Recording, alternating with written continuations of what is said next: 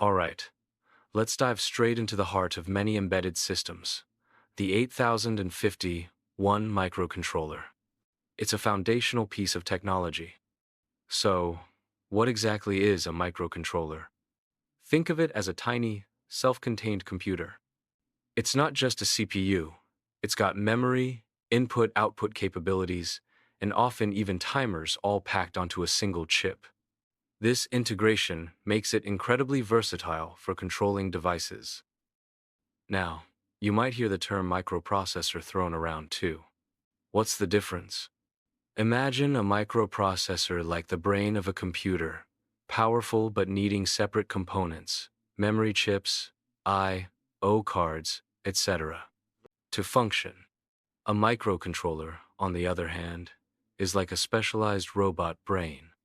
It has its own memory, I/O, and timing circuits all built in. This makes it perfect for dedicated tasks where cost, power consumption, and space are critical, like in your washing machine or a car's engine control unit. Microprocessors are more general purpose, while microcontrollers are task-specific. Okay, focusing back on the 8051.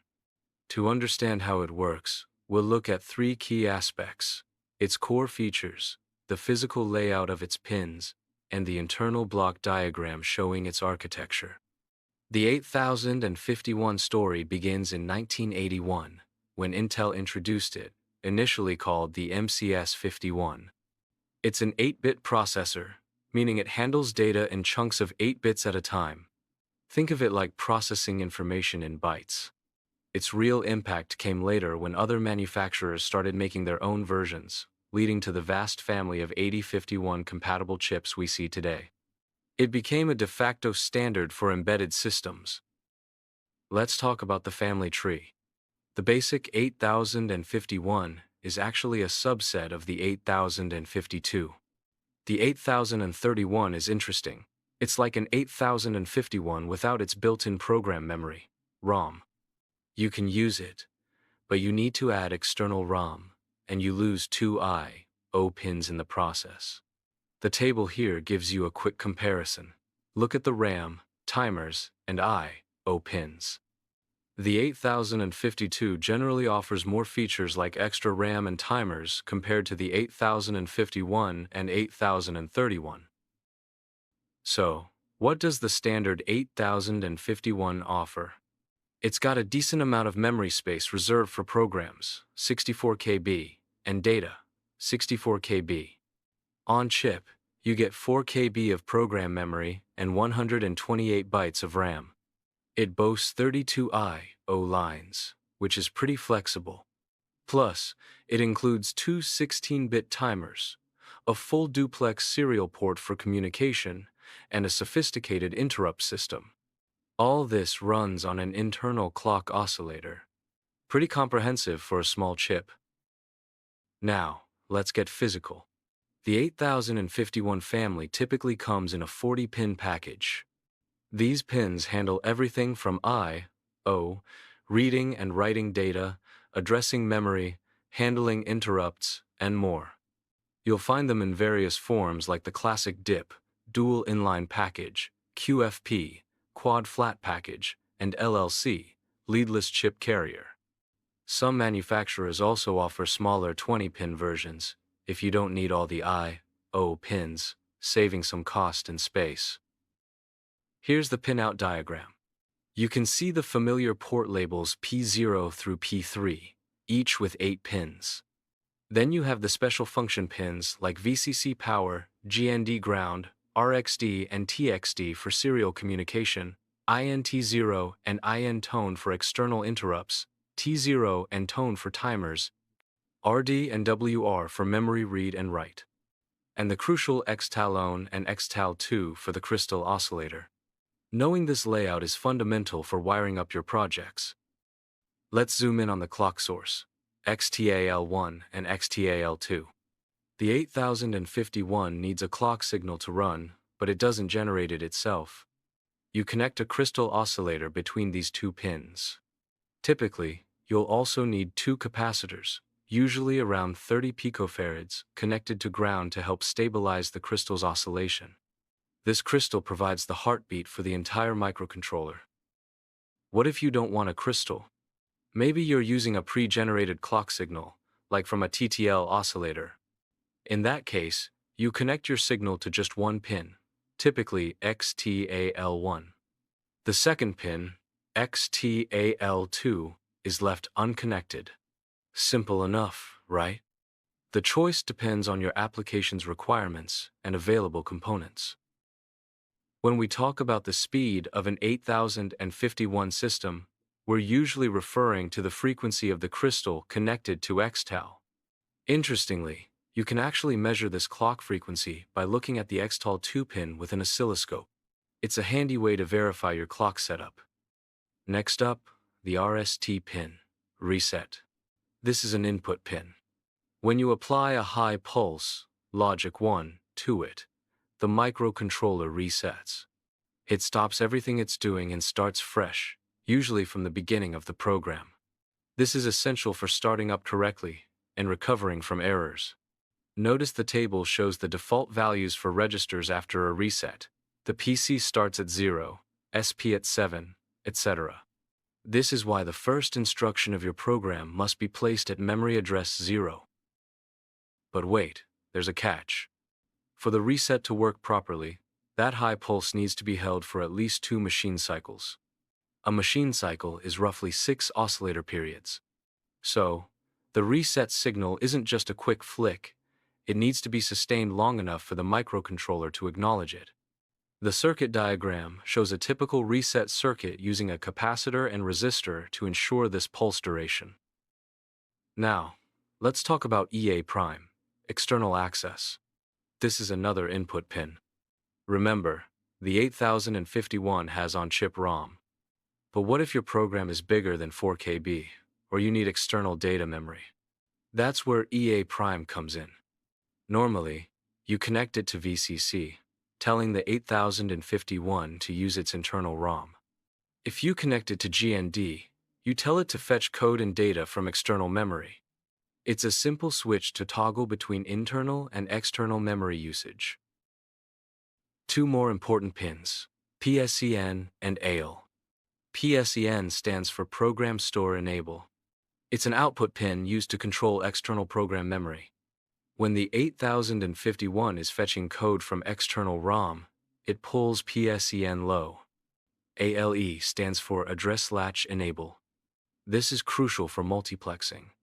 As we'll see, port 0 shares pins for both address and data when accessing external memory. ALE helps separate these signals. We'll get into the details of how it works. Let's talk about the I/O ports. The 8051 has 4 main 8-bit ports: 0, PON, PU2, and P3. Each port uses 8 pins. Initially, after a reset, all these ports are configured as outputs. This means they can drive signals out to external devices. To use them as inputs, you need to configure them appropriately in your software. Port 0 is special. It's also known as AD0 to AD7, meaning address data 0 to 7.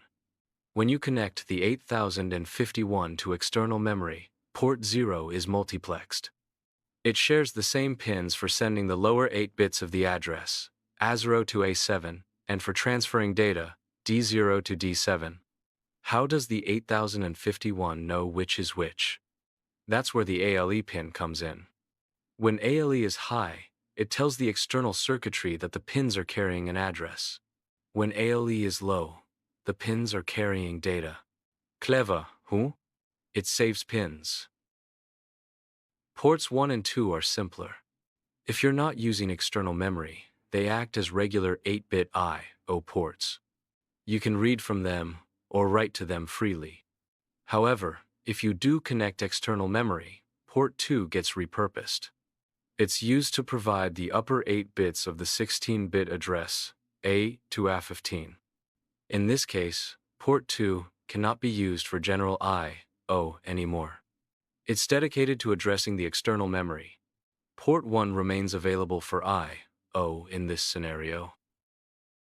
Port 3 is the most versatile, but also the most complex. Each pin has a primary function, but many also have secondary functions. Look at the table. P3 and P3.1 are the serial communication pins, RxD, TxD. P3.2 and P3.3 are external interrupt pins, in0, in-tone. P3.4 and P3.5 are timer pins, 0, tone. And P3.6 and P3.7 are the read and write signals for external memory, RD, WR. This dual functionality allows the 8051 to pack a lot of features into fewer pins. This table summarizes the pin descriptions. You can see the types, input, output, bidirectional, and the names and functions for each pin. Note the distinction. Port 0 is a multiplexed port, port 1 is a simple I/O port, port 2 is a simple I/O port that can be used for high address bits when accessing external memory. And port 3 is a bidirectional I/O port with special functions. Continuing the summary, RST, the reset pin, needs a high pulse for at least 2 machine cycles. ALE, the address latch enable, outputs a pulse to help latch the address from port 0. PSEN, program store enable, is an output signal for reading external program memory. And EA/VPP, external access/programming voltage, is an input. Connect it to GND to use external memory, or to VCC for internal memory. During programming, it receives the high voltage VPP needed. Alright, let's step back and look at the big picture, the general block diagram of the 8051. You can see the CPU at the center, connected to ROM, RAM, timers, interrupt control, and the I/O ports. The oscillator provides the clock signal. The bus controller manages data flow. This diagram gives you a good overview of the major components and how they interact. Here's a more detailed block diagram. You can see the core components like the accumulator ACC, ALU, PSW, and the special function registers SFRs. There's also the timer logic, memory management units like the program counter PC and data pointer DPTR, and the interfaces for the I/O ports. It's a complex interplay of these blocks that makes the 8051 tick. Now, let's talk about memory. The 8051 has different ways to organize its memory space. We'll break down the program memory and data memory structures next. The 8051 architecture allows for both internal and external memory. The EA pin determines which one is accessed. The diagram shows the address ranges. The 8051 has a 64K address space for both program and data. Whether it uses the internal 4KB ROM or external memory depends on the EA setting. The external memory map is larger, allowing for expansion beyond the chip's limits. Inside the 8051, the internal RAM is structured. It's divided into 2 main areas, the special function registers, SFRs, and the general purpose RAM. The SFRs are located at the top of the RAM address space, from 80H upwards, and are accessed directly. Below them is the 128-byte general-purpose RAM, which can be accessed using direct or indirect addressing. Here are the addresses of the special function registers. From 80H to FFH, you'll find registers controlling almost every aspect of the 8051: ports, timers, serial communication, interrupts, power control, and more. Knowing these addresses is crucial for interacting with the hardware. For example, 80H is port 0, 88H is TC/ON, 98H is SCON, and so on. The program status word, PSW, is a key SFR. It's an 8-bit register that holds status flags reflecting the results of arithmetic operations. Look at the bits: C, Y, carry, AC, auxiliary carry, V0, user flag 0, RSON and RS0, register bank selectors, OV, overflow, phone, user flag 1, and P, parity. These flags are used by conditional jump instructions and other operations. This table shows which instructions affect the PSW flags. For example, arithmetic operations like ADD or MUL will set the CY, AC, and OV flags based on the result. Logical operations like AND, OR, and MOV don't affect the CY flag. Instructions like JB, JNB, and CJNE use the flags to make decisions. Understanding this table helps predict how instructions will change the state of the processor. Let's revisit the 128 bytes of internal RAM. It's not just a flat block, it's divided into three main areas. First, the bottom 32 bytes, 0H to 1FH, are reserved for register banks and the stack. Second, the next 16 bytes, 20H to 2FH, are bit addressable RAM. Third, the remaining 80 bytes, 30H to 7FH, are general purpose RAM, often called scratchpad memory. This organization allows for efficient use of the limited RAM. Here's a visual representation of the internal RAM layout. You can see the scratchpad RAM, the bit addressable area, and the register banks. Note the addresses. Register bank 0 is at 0H to 7H, bank 1 at 8H to 0FH, and so on. The stack pointer starts at 7H and grows upwards. The bit addressable area is unique because you can access individual bits within these bytes. The register banks are a clever feature. The 8051 has 4 sets of 8 registers, R0 to R7. By default, bank 0 is used. But you can switch between bank 0, 1, 2, or 3, using the RSON and RS0 bits in the PSW register. This allows for faster context switching between different parts of your code without having to save and restore all registers manually. It's like having multiple sets of temporary workspaces. Here's the mapping of the register banks. Bank 0 uses addresses 0H to 7H. Bank 1 uses 8H to 0FH, and so on. When you write to a register like R0, you're actually writing to the corresponding location in the currently selected bank. This allows you to have multiple sets of registers, improving efficiency in certain algorithms. This diagram shows the overall programming model. You have the math registers, ACC, B, DPTR, PC, the timer, counter registers, TH0, TL0, thone, TLone, the interrupt registers, IE, IP, the serial registers, SCON, SPUF, and the port latches, P0, PON, P2, P3. All these are mapped into the internal memory space, allowing you to access them via their specific addresses. The stack pointer SP points to the top of the stack in the RAM. The stack is a vital part of the 8051's operation. It's a section of the internal RAM used for temporary storage, typically for saving register values during subroutine calls or interrupt handling. The stack pointer, SP, register, keeps track of the current top of the stack. It's an 8-bit register, so it can address 256 bytes of RAM. Upon reset, the SP is initialized to 7H, meaning the first byte pushed onto the stack will go to RAM location 8H. How do we use the stack? With push and pop operations.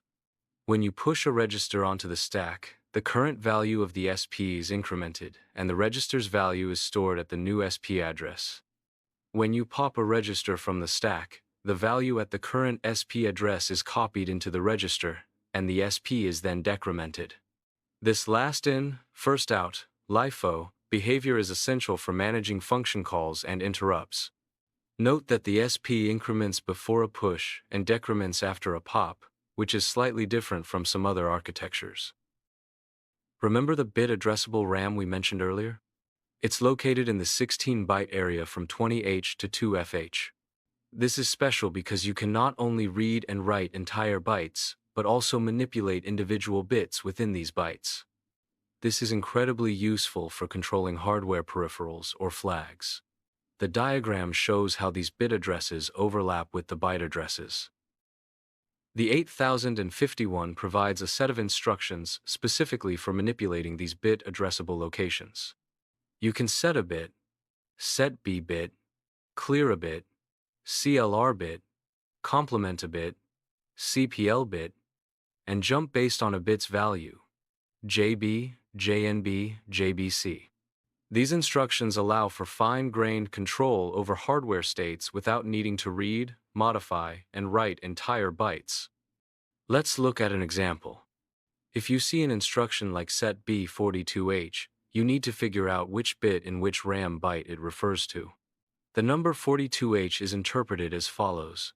The lower 4 bits, 2H, represent the bit position within the byte, bit 2, and the upper 4 bits, 4H, represent the byte address offset from 20H.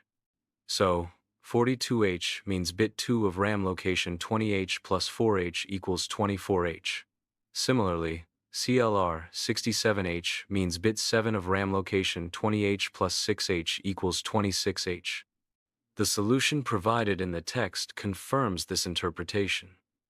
Beyond the core CPU and memory, the 8051 has several important peripherals built in.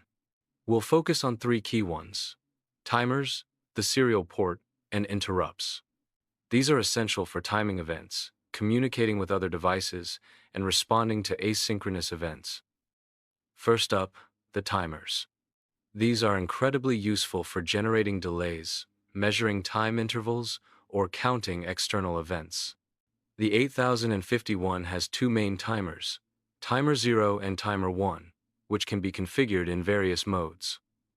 Here's a simplified view of the timer/counter block. It takes the system clock, OSC, divides it by 12, and feeds it into the timer registers, TLX and THX. The C/T bit in the TMOD register decides if it's counting external events, C equals 1, or timing internal clock cycles, T equals 0. The TRX bit, in TCON, starts or stops the timer. The gate input adds another layer of control. The TFX flag is set when the timer overflows. The TMOD register is the configuration center for the timers. It's an 8-bit register, with bits controlling Timer 0 and Timer 1 independently. The gate bit enables gated operation. The T bit selects timer or counter mode. The MONA and M0 bits together select the timer mode, 0, 1, 2, or 3. Setting TMOD to 89H, for example, configures Timer 1 for Mode 1, 16-bit timer, and Timer 0 for Mode 1, also 16-bit timer. Let's look at the TMOD register bits again, focusing on the MON and M0 combinations. Mode 0 gives you a 13-bit timer, useful for baud rate generation. Mode 1 is the standard 16-bit timer or counter. Mode 2 is an 8-bit auto-reload timer, great for generating precise baud rates or PWM signals. Mode 3 splits Timer 0 into 2 independent 8-bit timers, but Timer 1 is disabled in this mode. Note that the TMOD register itself is not bit addressable. You have to write the whole byte.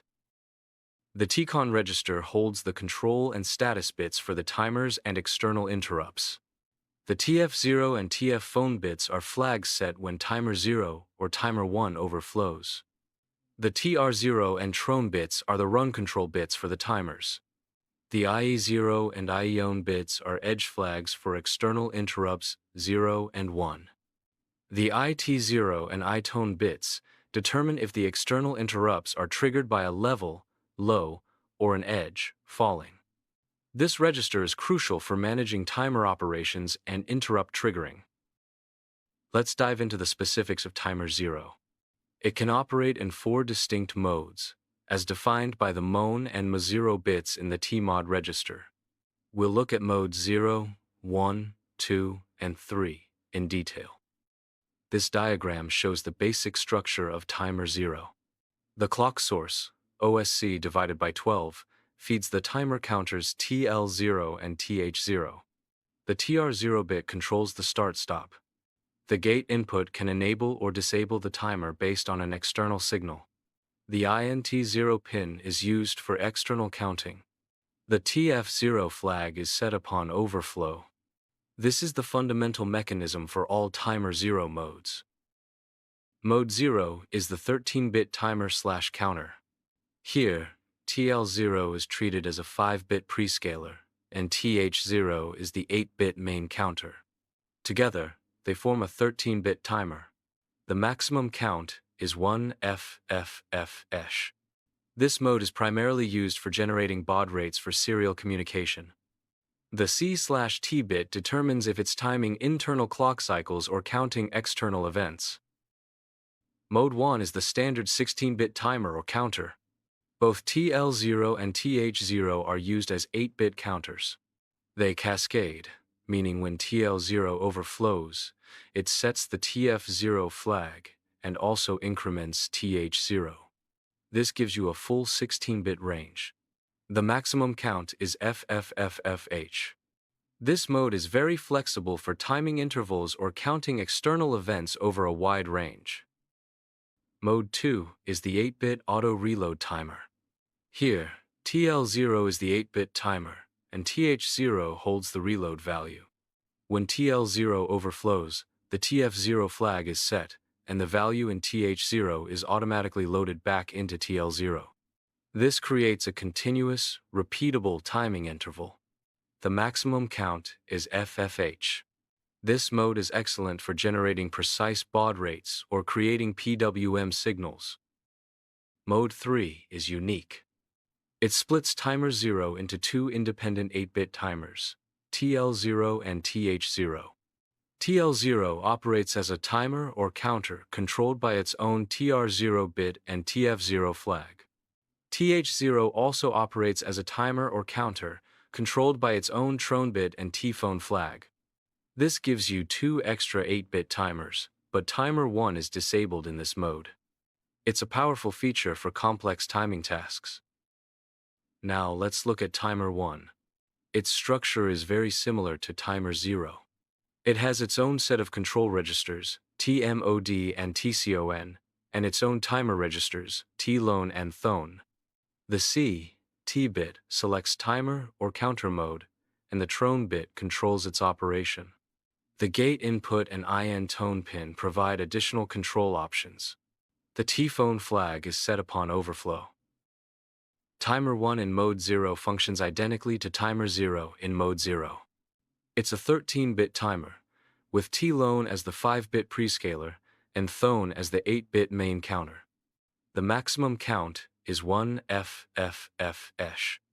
Like timer 0, it's mainly used for baud rate generation. Timer 1 in mode 1 is the 16-bit timer or counter, just like timer 0 in mode 1. TLON and THON cascade to provide a 16-bit count. The maximum count is FFFFH. This mode offers flexibility for timing and counting applications. Timer 1 in mode 2 is the 8-bit auto-reload timer, mirroring timer 0 in mode 2. TLON is the 8-bit timer, and THON holds the reload value. Upon overflow, the T-phone flag is set, and THON's value is reloaded into TLON. The maximum count is FFH. This is highly useful for generating precise baud rates for the serial port. Let's practice programming the timers. Example A. Move TOD, number 1H. Converting 1H to binary is 1.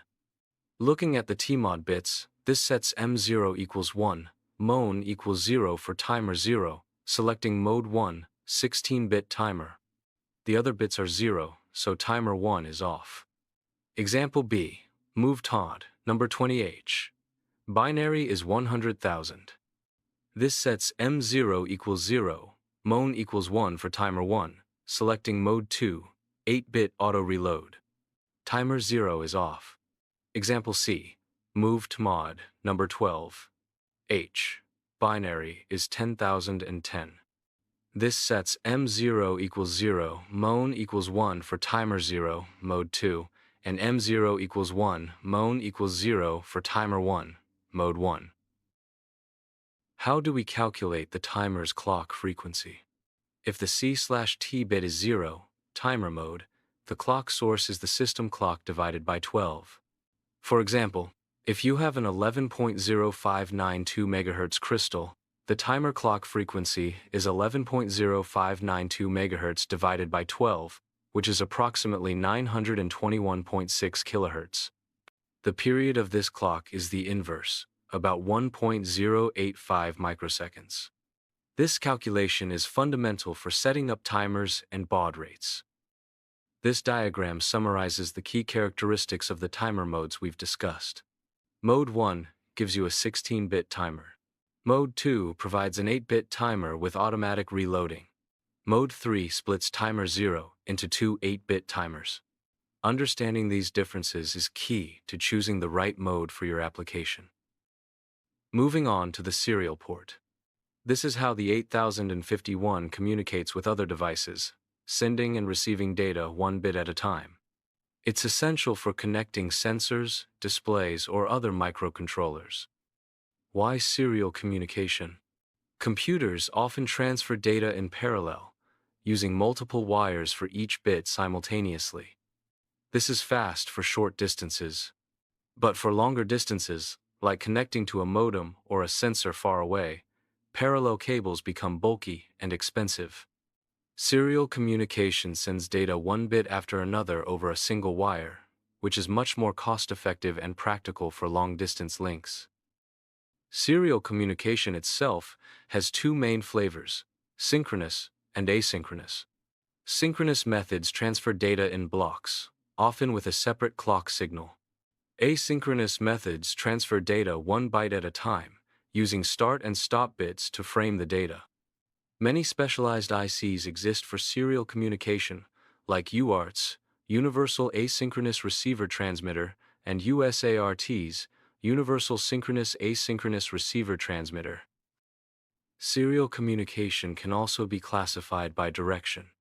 Simplex is one-way only. Half-duplex allows two-way communication, but only one device can transmit at a time. Full duplex allows both devices to transmit and receive simultaneously. The 8051 serial port is typically full duplex. Asynchronous serial communication, which is what the 8051 serial port uses, relies on framing. Each character, byte, is surrounded by a start bit and one or more stop bits. The start bit is always a logic 0, and the stop bits are always logic 1s. This framing allows the receiver to synchronize with the incoming data stream. Here's an example of framing. To send the ASCII character A, which is 1,000,001 in binary, the 8051 sends a start bit, 0, followed by the 8 data bits, D0 to D7, and finally a stop bit, 1. The receiver looks for the start bit to know when the data is coming, then counts the 8 data bits and expects the stop bit to confirm the end of the byte. The idle line is usually at a high level, mark. The speed of serial data transfer is measured in bits per second (bps). Another term you'll hear is baud rate. While technically related, baud rate specifically refers to the number of signal changes per second. In simple cases, like the 8051 serial port, one signal change corresponds to 1 bit, so the baud rate and BPS are the same. However, in modems, one signal change might represent multiple bits due to modulation schemes. For the 8051, we can treat them as equivalent. The 8051 serial port is quite versatile. It supports both synchronous and asynchronous modes. The SCON register is the main control register for the serial port. Data is transferred via the TXD, transmit data, and RXD, receive data, pins. Sometimes, the clock signal is also sent on the TXD pin in synchronous modes. The serial port has 4 main operating modes, mode 0, 1, 2, and 3. To control the serial port, we use 3 main registers, SPUF, serial buffer, SCON, serial control, and PCON, power control. Let's look at each one. The SBUF register is the workhorse for serial data. It's an 8-bit register. To send data, you simply write the byte you want to send into SBUF. The 8051 automatically takes that byte, adds the start and stop bits, and sends it out on the TXD pin. When the 8051 receives a byte via the RxD pin, it strips off the start and stop bits, extracts the 8 data bits, and places them into SBUF. It's a simple, elegant mechanism. Here's a simple assembly code example. MOV SBUF, number 44H sends the ASCII character D44H. Then, MOV A, PON, reads the data from port 1 into the accumulator A. Finally, MOV SBUF, sends the data from A, which was just read from port 1, out via the serial port. This demonstrates basic data movement involving the serial buffer. The SCON register is the control center for the serial port. Bits SM0 and SMON select the serial mode, 0, 1, 2, or 3. Raisonnable réception. T-bait and R-bait are used for the 9th data bit in modes 2 and 3. TI is the transmit interrupt flag, set when a byte is successfully transmitted. RI is the receive interrupt flag, set when a byte is received. These flags are crucial for managing the serial communication process. Mode 0 is synchronous serial communication. Data enters and exits via RxD. The TXD pin outputs the clock signal. It transmits 8 bits. The baud rate is fixed at 1/12 of the oscillator frequency. This mode is less common now, but is useful for interfacing with older synchronous devices. Mode 1 is the standard 8-bit asynchronous UART. Data enters via RxD and exits via TXD. The stop bit is stored in the R-bait bit of the SCON register upon reception. It transmits 10 bits, 1 start bit, 8 data bits, and 1 stop bit. The baud rate is determined by the overflow rate of timer 1. This is the most commonly used mode for serial communication. Mode 2 is a 9-bit asynchronous UART. It's similar to Mode 1 but includes an extra 9th data bit, T-bait for transmission, R-bait for reception. It transmits 11 bits, 1 start bit, 9 data bits, and 1 stop bit. The baud rate is programmable, typically set by timer 1 in Mode 2, auto reload. This is useful for protocols requiring a 9th bit, like some network standards. Mode 3 is another 9-bit asynchronous UART, similar to Mode 2. It also transmits 11 bits, 1 start, 9 data, 1 stop. The key difference is that the baud rate is determined by the overflow rate of timer 1, unlike Mode 2 where it's set by timer 1's auto-reload value. This gives you more flexibility in baud rate selection compared to Mode 2. Let's walk through programming serial transmission in Mode 1. First, set up timer 1 for baud rate generation using tmod, e.g. 20H for timer 1, Mode 2. Load the desired baud rate value into phone. Set the SCON register for Mode 1, e.g. 50. Start timer 1, set tron. Clear the TI flag. Write the byte to send into SBUF. Monitor the TI flag, e.g. JNB TI XX. When TI is set, the byte is sent. Repeat for the next byte. Need to increase the baud rate? There are 2 main ways. Use a higher frequency crystal, or you can use the Pcon register. The Pcon register has a bit called SMOD. By default, it's 0. If you set SMOD to 1, it effectively doubles the baud rate calculated by the timer. This is a software tweak to get a faster serial speed without changing hardware. This slide shows how setting the SMOD bit in Pcon affects the baud rate calculation. When SMOD is 0, the timer frequency is divided by 32. When SMOD is 1, it's divided by 16. This effectively doubles the resulting baud rate. The table shows examples. With a 11.0592 MHz crystal, setting thone to FDH gives 9,600 bps with SMOD 0, but 19,200 bps with SMOD 1. This is a powerful tool for fine-tuning serial speeds. Now, let's talk about interrupts. These are signals that allow the 8051 to respond to events happening outside the main program flow. An interrupt is essentially a signal that tells the microcontroller, "Hey, something important happened. I need your attention." This could be from an external device, like a button press or a timer finishing, or internally, like a serial byte being received. The 8051 can handle multiple devices, either by constantly checking them, polling, or by responding to their interrupt signals. So, interrupts versus polling. With interrupts, the microcontroller is doing its main job. When an event occurs, the device sends an interrupt signal. The microcontroller pauses its main program, jumps to a specific routine called the interrupt service routine, ISR, to handle the event, and then returns to the main program. With polling, the microcontroller continuously checks the status of devices one by one. If a device needs service, it performs the task, then moves on to check the next device. Polling is inefficient. Imagine constantly asking everyone if they need anything, even when they don't. It wastes the microcontroller's time. Interrupts are much smarter. The microcontroller can focus on its main task until interrupted. It can prioritize which interrupts get attention first.